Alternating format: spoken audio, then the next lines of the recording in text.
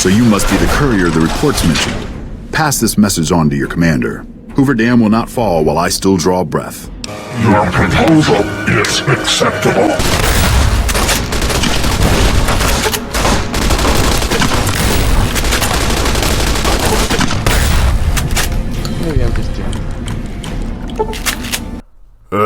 Doing Caesar's work.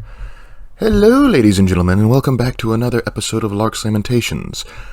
Today, we're going to discuss another faction from fiction, to discuss where they went wrong, and believe me, today there's a lot that goes wrong. But before we can get into that, we need to discuss a little bit of history. Let's discuss a man I'm sure you're all at least somewhat familiar with, Gaius Ilius Caesar, or better yet, known as Julius Caesar, or as my father used to call him, Julius Grab Her Quickly Before She Gets Away. Regardless, when you think of Roman history, you think of Caesar. Caesars would do so many impressive deeds in antiquity that his name would literally become synonymous with the term emperor. He's defined an era of history, and just about every great man after him would try to follow his example to some degree. And this is where we get this Romaboo.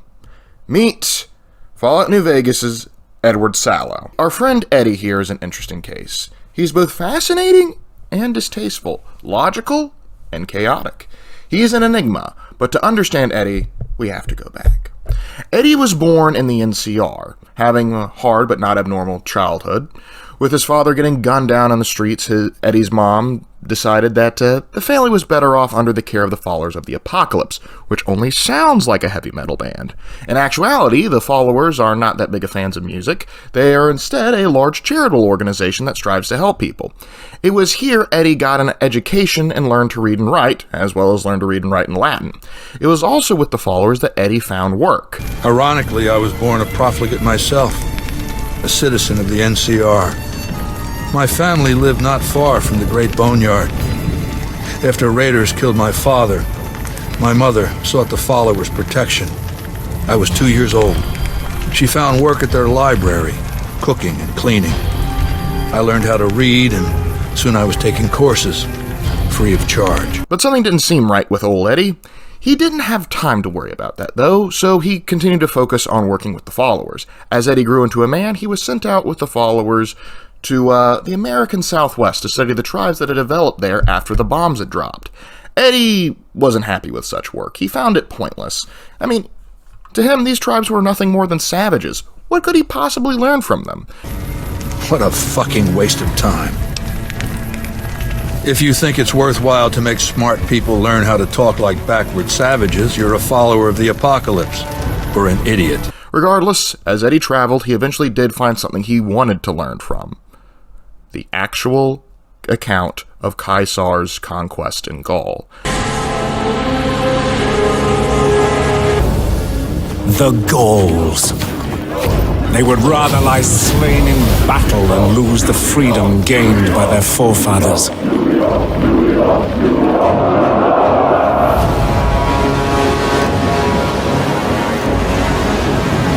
My legions march north. The nights grow long and the wolf grows hungry. Rome demands blood. I will be outnumbered. The valor of my men stretched to breaking. The enemy? Merciless. The Senate expects defeat. Yet the goddess Fortuna favors the bold.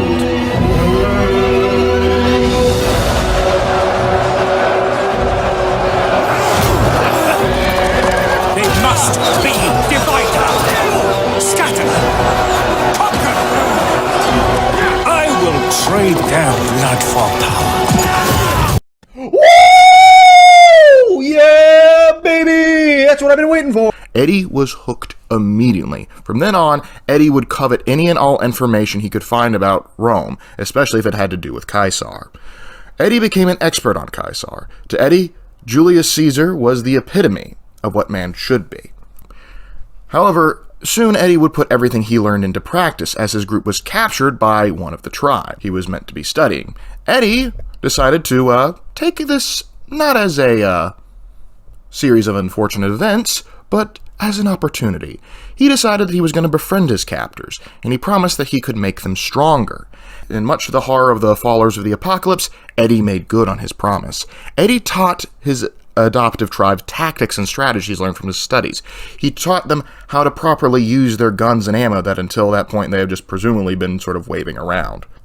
He sent his newly adopted forces out to beat the surrounding tribes, but no, he didn't just beat the surrounding tribes, he conquered them, enslaving or killing them all. Anyone who stood in his way was destroyed. But before that went too far, the Blackfoot tribe captured us to hold us for ransom. They were a backward bunch, but the real problem was they didn't know how to fight. The Blackfoot were at war with 7 other tribes, each just as pissant as they were. But outnumbered like that, they weren't going to last long. It's one thing to be taken hostage, another to be lashed to a sinking ship. So over Calhoun's objections, I decided to take certain steps. I taught them how to use the guns they already had, how to strip and clean them, how to breathe when pulling a trigger, how to reload ammunition. They looked at me like I was some kind of a sorcerer. So I taught them how to make explosives and started drilling them on small unit tactics. As time passed, Edward assumed command of his tribe, but transformed it to emulate Rome, and would imitate Caesar. From that point on, Eddy was gone. Only Caesar remained. But I'm going to keep calling him Eddy because, I don't think he's earned it, and it's funny to me that way. Anyway, Eddy's newly branded Caesar's Legion expanded and conquered. As Caesar conquered Gaul, Eddy would conquer the Southwest. So for the next few decades, Eddy would send his legion to conquer the Southwest, absorbing more and more tribes into his ever-growing army.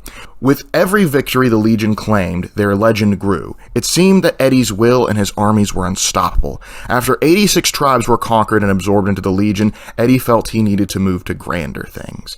He had conquered his Gaul, and now he needed to cross his Rubicon. He needed to march on his Rome. The man who controls Rome rules the world. For Eddy, the NCR would be his Rome, so the Legion moved to the Colorado River, preparing to take the NCR's newest prize, New Vegas.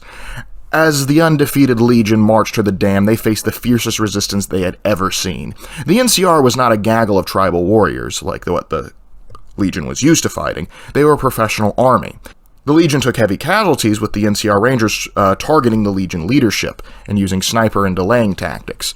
But regardless, the main force of the NCR would still break.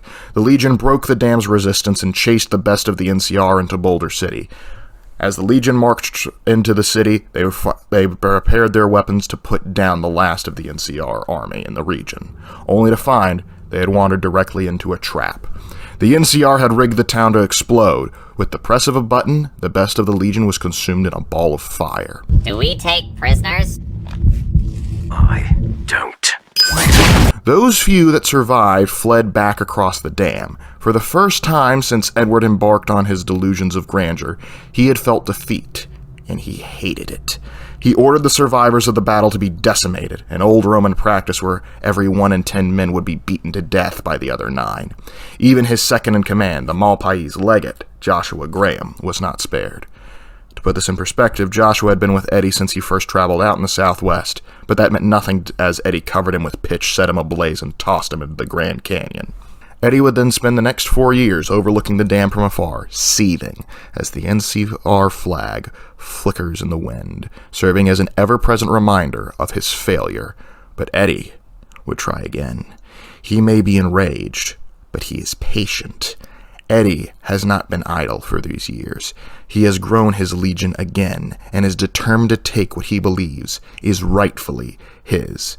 And that is where our story truly begins. So with that backstory out of the way, what can we say about our dear friend Eddy and his legion of Larpers? Well, let's start with the positives. Well, in terms of leadership, Eddy himself is actually an excellent tactician and strategist. His legate and centurions are also shown to have a good understanding of the battlefield. Thanks to this leadership, the Legion has gained a reputation for being brutal, but effective. Eddy is also not afraid to engage in unorthodox tactics to win. Speaking of which, the best thing the Legion has going for it is his Frumentari, who are masters of all things unorthodox. So, let me break down the Frumentari real quick. The Frumentari are the Legion's scouts/spies. They go out of their way to infiltrate enemy ranks and to gain intel and to sabotage the enemy. Based on their performance in the game, I have to say they're nothing short of spectacular. They infiltrate deep into NCR ranks, having one agent who has even attained the rank of captain at Camp McCarran. Christ, keep it down. You want to blow the whole thing? We've worked years for this. And they're even shown to be able to infiltrate the highest ranks of NCR security. Play any other run-through other than the Legion, and you will notice that there are multiple people that have multiple legionaries that have been able to slip into President Kimball's press conference. Next, we also see that they are able to use citizens of the Strip as unwitting informants. And also, they are able to destroy an NCR monorail and other NCR supply lines. The NCR also has a settlement that was destroyed due to radioactivity, which was caused by the Frumentari. And also, back to the president, they will kill the president of the NCR, President Kimball, unless you intervene. Unless you intervene or you are playing a Legion run-through and you directly screw up, Kimball is going to die. So, yeah. These guys are impressive, and it's no surprise why if you look at their leader. Volpes and Kilata, I apologize if I mispronounced that, are masters of espionage and destruction, and they are not to be trifled with. Just ask Nipton. Don't worry. I won't have you lashed to a cross like the rest of these degenerates. It's useful that you happen by. I want you to witness the fate of the town of Nipton, to memorize every detail. And then, when you move on, I want you to teach everyone you meet the lesson that Caesar's Legion taught here, especially any NCR troops you run across. Yeah. They're pretty good at what they do. And as far as the rest of the Legion militaries go, that's okay. I don't have too much terrible to say about it as far as effectiveness goes. They are ferocious fighters with a fanatical loyalty to their leader. But I do want to remind you, they can be killed. They aren't as durable as super mutants or their armor-clad members of the Brotherhood of Steel. Regardless, if we consider where all the legionaries started off as, a gaggle of tribes running around the the Southwest doing absolutely nothing, then I really am not going to argue with the results there. They have become something quite threatening. Maybe not good, but threatening. But any merchant in the Southwest will tell you the Legions is quite effective. They will tell you stories of how their territory is so secure, there is no fear of bandits or raiders, as any that were in the American Southwest were either absorbed into the Legion by force, sold into slavery, or are now hanging from a cross. Hell, I don't even need to travel with guards most of the time in Legion territory. All the bandits are dead or run off. But, with all this being said, are the Legion good? No! No! No, they're not. Alright, let's talk about the laundry list of reasons why the Legion is actually incredibly stupid and why the actual Caesar would be livid if he could see what Eddy has done with his name. You piece of shit. First, let's take a look at the military Eddy is so proud of. While it is effective and it gets results, and by all account pretty good, it isn't as good as it could be. The Legion handles military targets in the same way a blacksmith handles iron, beating it repeatedly and setting it on fire. While this certainly does work on occasion, sometimes there are less costly ways to get things done. Let's take a look at Volpes again. Volpes, as I mentioned before, is the head of the Frumentari, and arguably the most important man in the Legion aside from the big man himself. His ability to fight asymmetrical warfare is second to none, but outside of Eddy and his own Frumentari, few in the Legion will actually see his worth. In fact, Volpes admits that Legate Lanius, the primary commander of the Legions, has little use for him as he prefers more direct methods. With Lanius at the head of the Legion, however, I doubt he'll have much use for my services. He prefers direct methods. If there's an option between brute force and a clever alternative, which would mean less death, brute force is still going to be the option of the majority of the Legion. Unfortunately, Eddy is still there to make sure more sensible routes are taken and that Volpes is listened to. For now. More on this later. Another issue the Legion has is stagnation. The Legion really doesn't advance anything. They rely on basic weapons like melee weapons and simple firearms. The reason they do this is because the Legion doesn't mind if it's crude just as long as it's reliable. which you could actually say is a bit of a plus. The other reason they don't work with any new tech is because they lack the capacity to manufacture it. Unless a blacksmith can make it, it's unlikely the Legion can produce it on a large level. But that doesn't go for just weaponry or other basic necessities. Take medicine, for example. The Legion's medical ability is based almost entirely off of the tribal level of the people they've conquered. Even then, the healers of the Legion aren't shown to be the most effective at medical treatment. Considering that the Legion is almost constantly in a state of martial conflict, this is an issue. What's weird is that Eddy takes a bit of an odd pride that his soldiers can't recover from more grievous wounds. It's almost like he likes to know his soldiers to know that they're expendable. I mean, here's an actual quote from one of the developers. Control is very important to him, even if it means that the people who serve him lack any of the medical knowledge necessary to help diagnose or treat his problems. It's very important for Caesar to maintain that his Legion is different. It's physically different, has different values, and different priorities. Joshua Sawyer. Here's the thing, Eddy. Different doesn't always mean better. You can change a few things while not being retarded. I'm sorry, dude. This is terrible. But speaking of the Legion being different, we need to talk about some of the Legion members and their mentality. See, another issue you'll find if you work with the Legion for any extended period of time is that a good deal of the soldiers display psychopathic tendencies. This will make settling down after conquest to be incredibly difficult, as the soldiers know only how to fight and nothing else. And based on their attitude, they will not adapt well to a civilian lifestyle. They will literally go around screaming, I need to kill something now, and it's been so long, I need something to kill. It's amazing how dull a blade can get just by passing through slave meat. When will we receive the order to march? I'll go crazy if I don't kill something soon. Yeah, not exactly the sound you would expect from a civilizing force there, Eddy. Need to work on that. Speaking of needing things to work on, let's address the elephant in the room, slavery. The Legion, much like their Roman counterpart, practice slavery. However, the way the Legion goes about it is just dumb. Basically, all able-bodied men are taken as slaves. Actually, no, scratch that. Everyone is taken as slaves. And here's how it's broken down. All the able-bodied men and boys are trained into legionaries, if able. The ladies, on the other hand?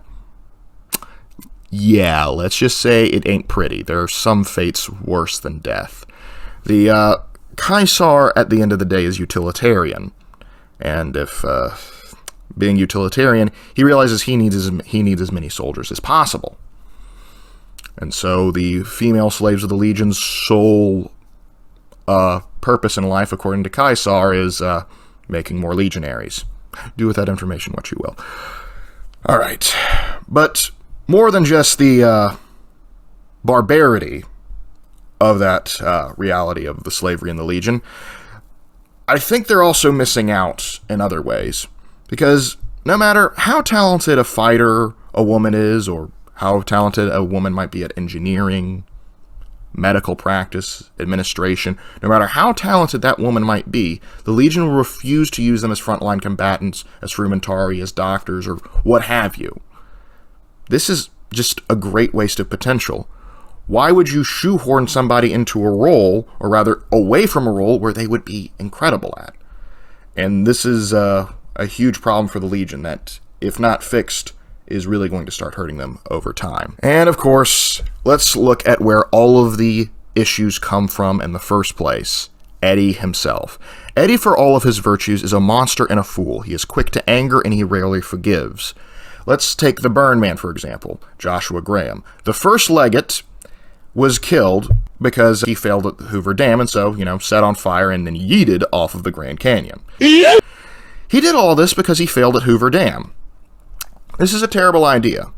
Joshua Graham may have screwed up, but he was still an incredibly intelligent commander and an excellent fighter. Practiced hands make for short work, and the good Lord knows there's much to be done here. Getting rid of him is a waste. And by the way, I'd like to point out, if this was an isolated incident, I might be a little bit more forgiving, but it isn't. Literally, any time a battlefield commander fails, he has them killed by Legate Lanius, and then he has the commander's men decimated. When another legatus or a centurion fails to achieve results, I send Lanius to make things right. His first step is to beat the failed commander to death in front of his assembled troops. Then he orders the ritual of decimatio. Why? What good does it do your army to have them all killed when you could just have them learn from their mistakes? Need I remind you that Fallout is set in a post-apocalyptic setting? Resources, including human life, are hard to come by, and considering that you are fighting an enemy famous for wars of attrition, you can't afford to throw lives away to make a point. But no, they failed the great Caesar. They deserve death. What's great about this, beyond the blatant stupidity of it, is how Eddy tries to act as though he is above everyone else. He's not doing this because he's a power-hungry tyrant. He's just evolved. It's Hegelian dialectics, as he calls it.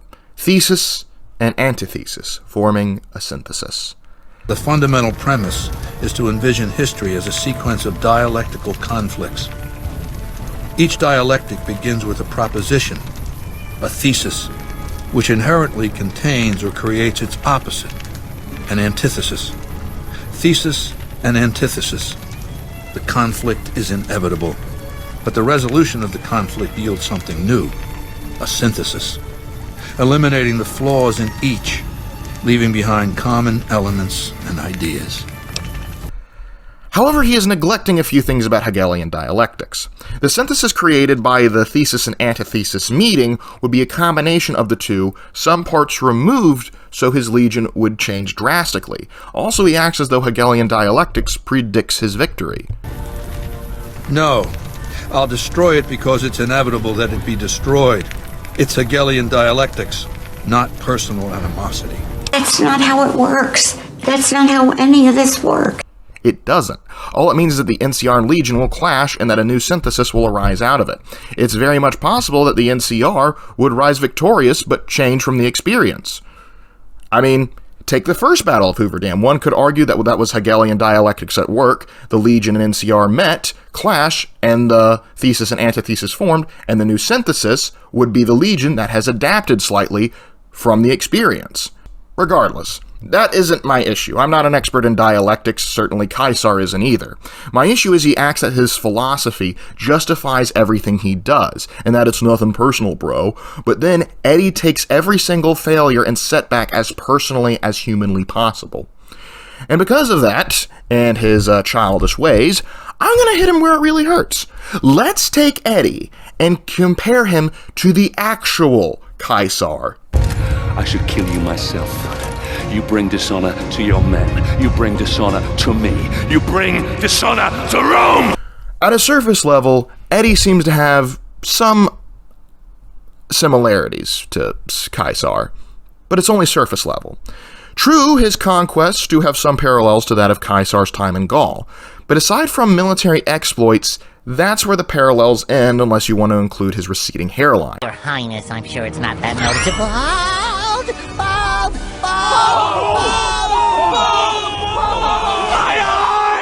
Everything else, not so much. Eddy, in truth, only copies history, only copies Rome, when it suits him. Here's another quote from Joshua. Caesar takes whatever pieces of history he finds useful and disregards things he doesn't find useful. He has specific goals and uses history as a tool to meet those goals. When history doesn't help him, he doesn't use it.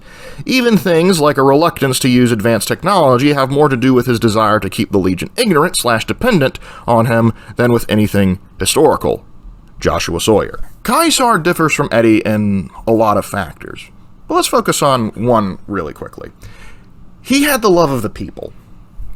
When Caesar marched on Rome, a good number of people were dancing in the streets waiting for him to return. By contrast, everyone is horrified that Eddy's legion is coming. The regular people under Eddy's control do not obey out of respect or love, but of fear. The only people that truly have any respect or admiration for Eddy are his soldiers. While Caesar did command great respect from his men, he also knew how to command respect from the masses, and, to a degree, from the political figures as well. Not all of them, but a lot of them. Another massive difference between Caesar and Eddy, mercy. Caesar was famous for pardoning people, even those who fought against him. By contrast, Eddy massacres anyone who so much as fails him. Caesar passes reforms to look out for the common man. Meanwhile, Eddy enslaves every Tom, Dick, and Harry he could get his hands on. While I'm not saying Caesar didn't do some enslaving here and there too, that wasn't Caesar's only option. To put in perspective, Caesar was willing to give citizenship to foreign doctors and scholars to encourage learning in Rome, and to encourage educated non-Romans to immigrate to Rome so they could be a further benefit to Roman society and culture. Eddy, on the other hand, enjoys keeping his legion in a state of ignorance on most issues, including medicine. Ironic considering he chastises you for not picking up books more. The kind you might encounter if you took time to read some books. But you know what I like a lot more than materialistic things? Knowledge. In fact, I'm a lot more proud of these 7 new bookshelves that I had to get installed to hold 2,000 new books that I bought. At the end of the day, Eddy doesn't manage to imitate Caesar. He's imitating Caracalla and Thrax, tyrants who hurt Rome because they only paid service to the military and neglected or destroyed anything else. This, of course, led to unpopular and disastrous reigns. Speaking of disasters, let's look at the greatest weakness of the Legion. Time. Ironic since Eddy claims that he's doing this all so he can build a society that can last. Not a template for a society equal to the challenges of the post-apocalyptic world. A society that could and would survive. Let's face some facts. Eddy isn't long for this world. His brain tumor is a ticking time bomb, and that will kill him. Let's face some facts. Eddy isn't long for this world. His brain tumor is a ticking time bomb. And if that doesn't kill him, and because you saved him, he still maybe has a decade or so. He's, in his 60s now? So his ability to remain, his mental faculties are probably going to start deteriorating too soon. He's going to need to figure out who's going to take his place. Because when Eddy finally does die, Legate Lannius is currently the one set to take over. And Lannius is no Caesar. He is incredibly brutal and knows what to do on a battlefield, but he is not fit to run the Legion. Lannius is savage. Savagely loyal too, but only to me. He has no love for my Legion. But this has its uses. He has no attachment to his men, no compunction about battlefield losses. All he cares about is destroying the enemy.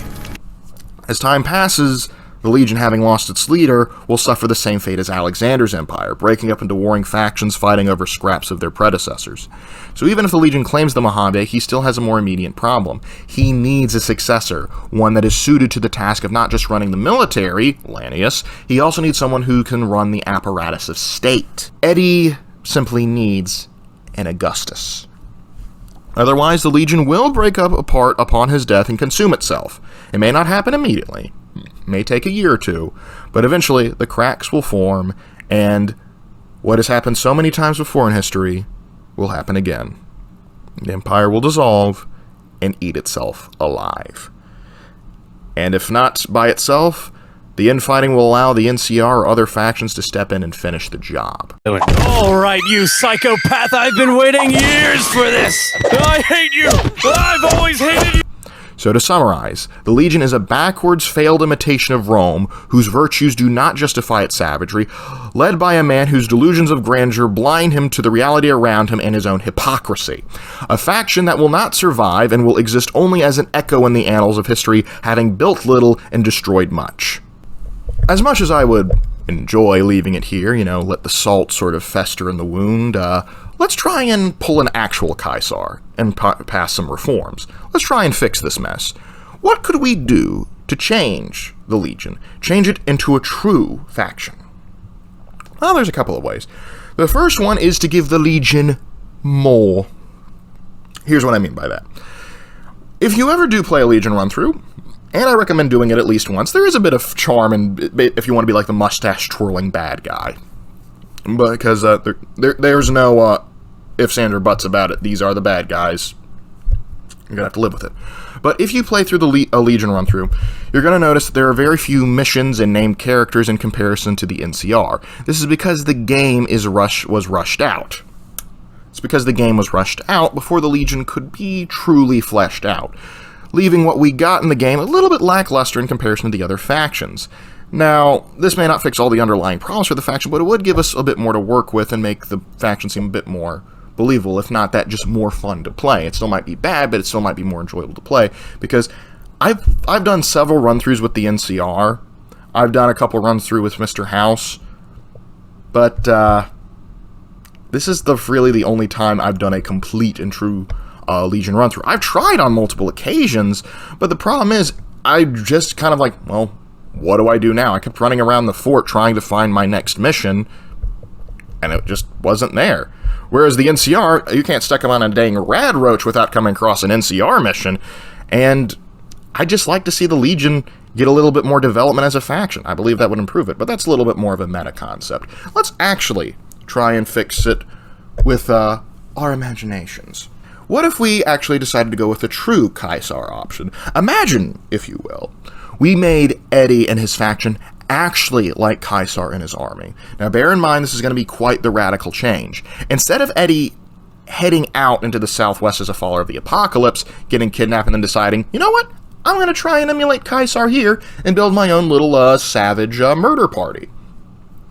What if instead he was a part of the NCR military? Keep in mind, he actually shows some, in-game, he actually shows some respect for Kimball because of his time in the military, and only discussed to him that he would actually go and get involved in politics, which is kind of ironic since the actual Caesar did that sort of thing. So what if we sort of take that little notion there, and we sort of warp it into Eddy? What if he was leading an NCR military expedition into the American Southwest instead? Against the wishes of the NCR, for whatever reason, he starts conquering and absorbing tribes into his army. And his army starts to adapt to the American Southwest, starting to ditch some of their old NCR equipment for more of the Romanesque style stuff we see in-game. He starts to reorganize things in the way Caesar did in his own timeline. And because of this, and because of his savagery, which he believes he's doing because he needs that for his men to survive and to expand NCR territory, he starts sending reports back like the actual Caesar did, and the NCR has a little bit divided about Eddy running around with his military expedition in the Southwest, because there's some that are loving him because of how creative he is with his army. They also loving how much territory they're getting for the NCR, how rapidly they're expanding, and how much wealth he's just bringing back into the Republic, considering they were in a period of economic crisis.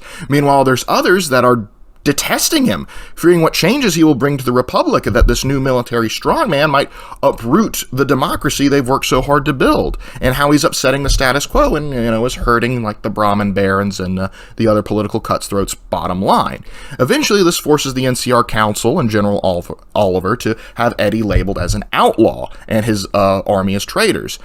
Eddy, in response to hearing this, decides that it's time to take his army molded by the frontier, officially rebrand them into the Legion, and turn his attention back west to clear his name and claim what he sees as his right, and to give the people the leader and government that they have been begging for.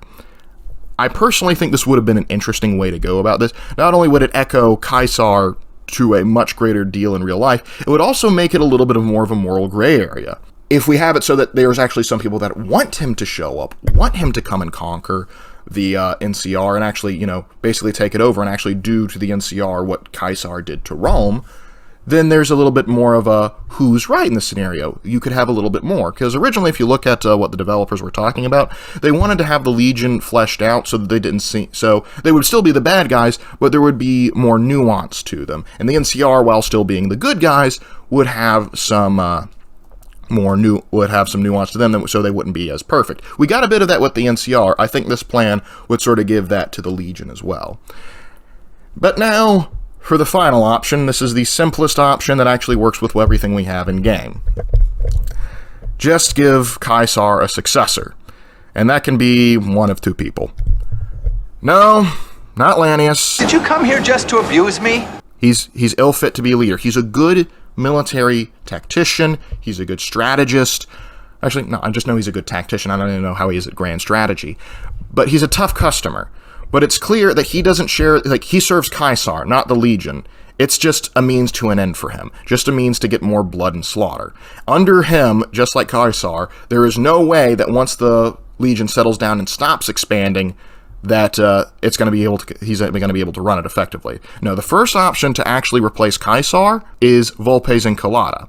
He is the only member of the Legion that has any understanding of diplomacy. The Legion might survive a little longer with him at the helm after Caesar dies, considering his ability to have, more asymmetrical ways of thinking. Now, he wouldn't be the perfect candidate, though, I'm not going to lie to you, because not only would he would make sense fulfilling that role, but the issue is not everybody in the Legion would respect him for it, because a lot of people don't necessarily like what the Frumentarii do. They consider it dishonorable. The other option is you. Assuming that you have a character that has high intelligence and charisma, and you save Caesar, and join the Legion, and help him take over Hoover Dam and the Mojave, it stands to reason that he would continue to rely on you for future battles and conquests. Over time, you would become invaluable to him, even more so than Legate Lanius. And in that time, the respect for you would grow. As Eddy grows weaker and realizes that he needs an heir, he will come to the conclusion that you are the most obvious choice for the role, allowing you to take the mantle of Caesar yourself, and with you in charge, you could become the Augustus that the Legion needs to survive the test of time.